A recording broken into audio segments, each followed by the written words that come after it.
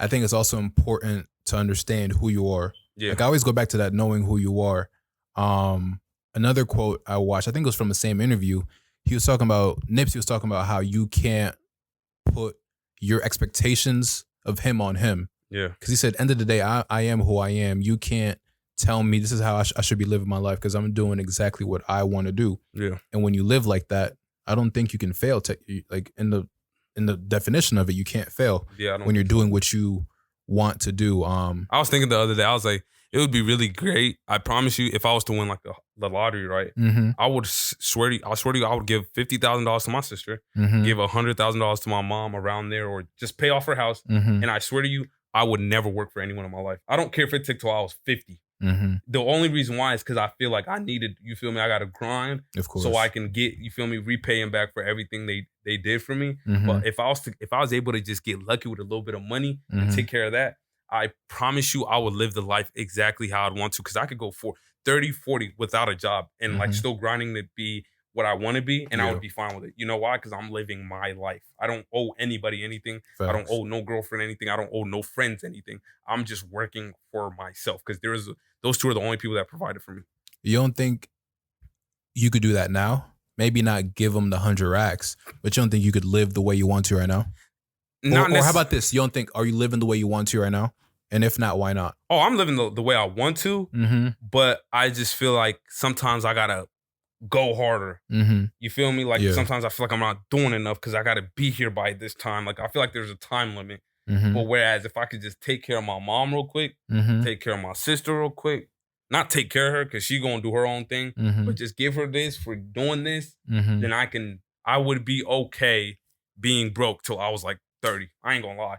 Whereas right now I was like, okay, come on, 25, when I leave college, I gotta do this, I gotta do that so I can, take care of these bills. But if I took care of my student loans, I would just be out here just grinding with this podcast, YouTube, everything till I was 30. There's no rush after that because I would owe nobody a single thing. I agree with that. Well, what do you think is a thing that's holding you back? Because I was reading to Think and Grow Rich earlier, and I got to like the final chapter where it was talking about most people's fears. And I was reading it and I was like, this literally makes so much sense, because it said everyone's fear comes from indecision. And then indecision turns into doubt. And once you start being doubtful is when fear comes in. Yeah. And people's most common fears, it was talking about number one thing is fear of poverty. Yeah. Then fear of criticism. Yep.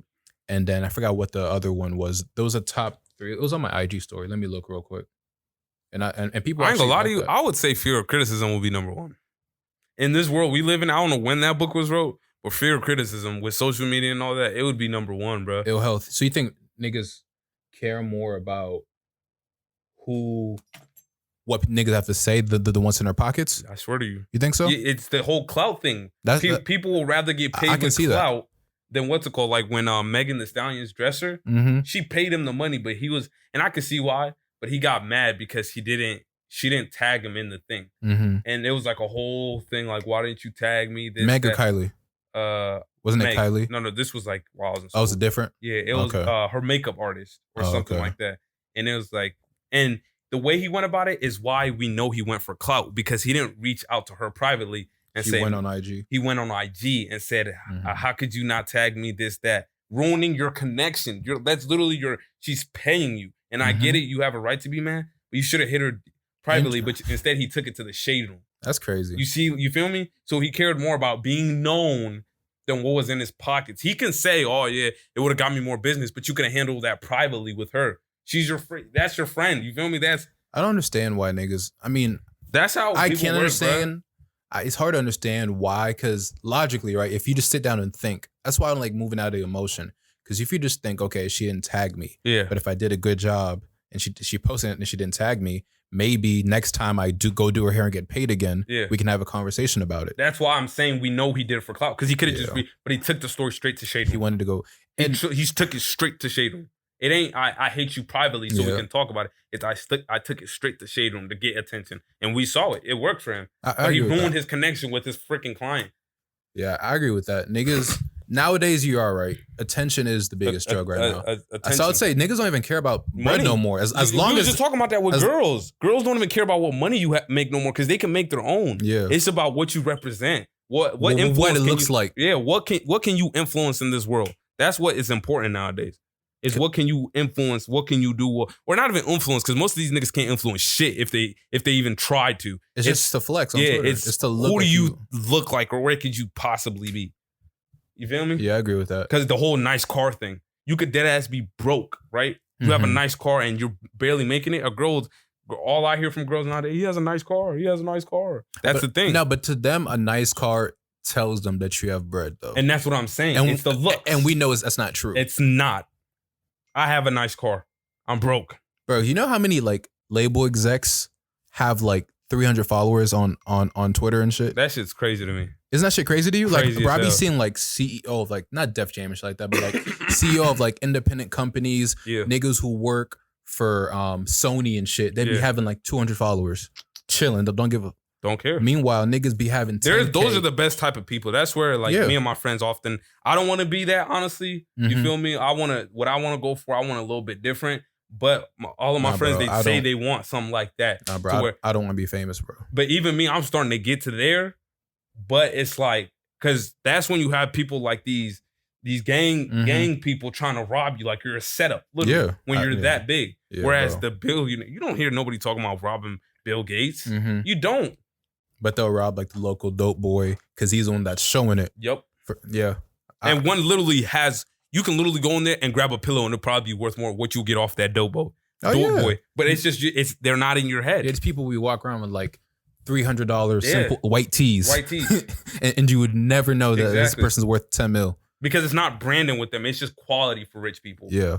Because I heard rich people don't wear don't wear expensive stuff, and it's not. They don't wear expensive stuff. Quality it's stuff. Just quality. So if it's $10 and it's quality to them, they'll wear it. But if it's $10,000 and it's quality to them, they'll wear it. Yeah, I agree with that. They play with boats and like cars, and that's their type of flex. It's not watches. It's not this. It's not that. It's experiences. Yeah, I would say exactly. It's trips. It's parties. The richest people wear boat shoes.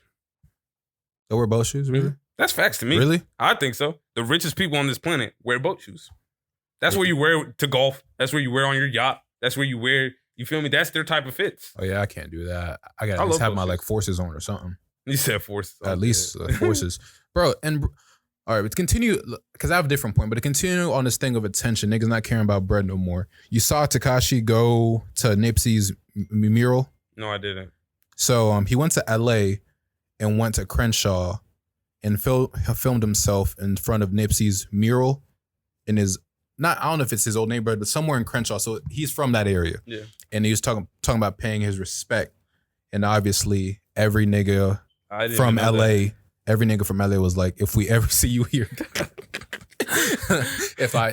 and the fact that they made it is like, Nipsey didn't like you back when he was alive. Yeah.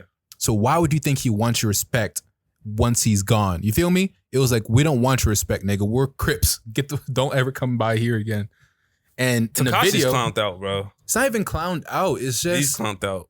It's just, this is his only way of being like niggas. At what point is that worth it? It's not worth it. Jesus Christ, man. This nigga is I really think he's really a plant by like the FBI or someone for someone to test him. So then they can go arrest them. I think they're waiting on someone to try and touch Tekashi to lock them niggas up. Cause there's no way, bro, that he really, if you wasn't working with the authorities, do you think he'd feel this safe to go to Crenshaw and do that shit? Exactly. I really think 24/7 there's cops around him somewhere, and they're waiting for a nigga to go test him, to lock them niggas up. That's the hip hop police. Like, there's really, have you ever read like any hip hop books? There's a real thing called the hip hop police who target rappers because they know that you got bread on you. They know you probably got guns. They know you probably got weed on you, and they're targeting you. And they're waiting for a nigga like The Game. They're waiting for niggas like Kendrick, because they're all gang related. You feel me? Mm-hmm. They're waiting on someone to go do something to Tekashi. That's why he's like the little, like, what's it called? Like the little dangling carrot. Yeah. He's the little thing like to come. He's bait. Because that's why I'm like, he's bait. That's why I'm thinking, how does he feel this safe? Like, because I was like, why are you doing all this? But it's like, you might be right. Where he literally feels like there's no repercussions. He's doing whatever he feels like he wants to do. And if we're being honest, outside of him doing this shit, niggas aren't talking about his music. Yeah. You feel me? Yeah. Like the writing's on the wall. He's gonna get out of here soon if niggas just stop responding to him. If he was to have gone there and no one replied to him, it just posted. No rapper said nothing. Crazy about it. Niggas wouldn't give. He would stop doing it. Like this shit's not crazy about it. Yeah. Did Meek say something? I would assume he said something. I don't check for Meek no more. Okay. Because Meek is like getting on that. I don't want to say clown list, Yeah. but I'm losing respect for Meek. Like the more I hear him talk, because sometimes he sounds good. Yeah. In interviews, he sounds good, but then when you hear him arguing with Nicki on Twitter and talking about, oh, I just broke up with my girlfriend, it's like, what are you talking about, bro? You know? I just thought you guys should know. You feel me? Like, why would you think we should know that? Because the same niggas that complain about why y'all all up in my business gonna go and say, oh, yeah, I just broke up with old girl. Real gangsters moving silent. And I don't talk a lot. And I don't talk Get a off lot. Twitter, me. Nah, me. Get off Twitter, me. You tweet a lot. Dude. You're right. You tweet a lot. My guy. That should be funny, folks. But you wanted to talk about the Carmichael interview, right? You said what? Carmichael, your guy. Let's talk about first off the votes. The verses? Yeah, let's talk about the verses went really well. No, No, not in terms of my case, but the interaction. Yeah. I got over like 80 on each one. 80 replies. Like, yeah, that's 80, lit. 80 every single time. 80, like that's 80 lit. People voted on it. That's lit. And it was so split, and it was just nice to see what people. The first one wasn't. Oh, it wasn't. I told you that 56 to like 3, bro. I told 56, you. No, it was like 66 to 3, bro. I was okay. First off, you're obviously like the Carmichael show, right? Yes. Let's talk about the verses was. Yeah. The verses ours was I picked Everybody Hates Chris. Yeah. And he picked the Carmichael show. Now, just to be fair, yeah, I probably have recency bias because I just finished the Carmichael show. True. The day I made that poll. Mm-hmm. But I will say this: I love the Carmichael show, and I watched it 3 times, and every single time it's brand new to me. Really? And I'm about to watch it again. To me, I'm so sad, I'm grieving, bro. How many seasons was it? It wasn't 3. Like 3 seasons. And he only canceled it because the network wasn't off. He offering him more episodes, right? No.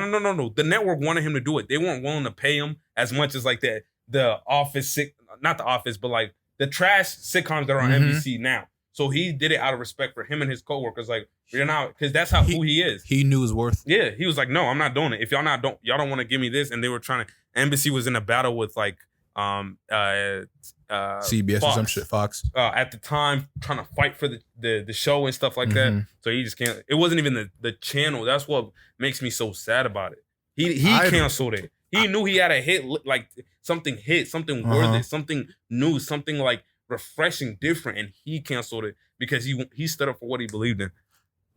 First, that's good to hear. I didn't know all that. Yeah, I just read that NBC didn't let him get as many episodes as he wanted to do, like 22 episodes. Yeah, and they're only offering like 13. That was a part of it too. That was part of it. Like it was okay. Like, yo, we don't want to pay you this much. Like they wanted to take control of his show. The first 3 seasons, he directed, produced, everything was him.